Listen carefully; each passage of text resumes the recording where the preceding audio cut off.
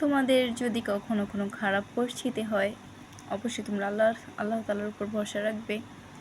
উনি অবশ্যই তোমাদের সামনে ভালো কিছু দিবে, এই জন্যই তোমাদের কাছ থেকে খারাপটা কেড়ে নেয়।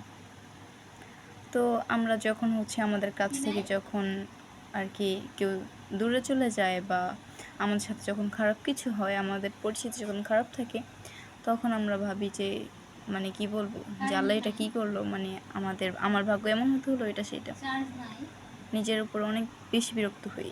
তো আমরা এটা না হয়ে আল্লাহ তাআলার উপর ভরসা রাখবো। উনি এক সময় ভালো পরিস্থিতিতে নেবে। আর গিয়ে একটা জিনিস দেখবে কি, তোমাদের অতীতটা অনেক ভয়ঙ্কর থাকে, বাট প্রেজেন্ট এটা কিন্তু তোমাদের অনেক ভালো হয়, অনেক উন্নতি হয়ে যায় তোমাদের। তো আল্লাহ তাআলা কখনোই কারো খারাপ চান না। আল্লাহ তাআলা খারাপটা কেড়ে নিয়ে ভালোটা দেয় তোমাদেরকে। আল্লাহর উপর ভরসা রাখো। আল্লাহ হাফিজ।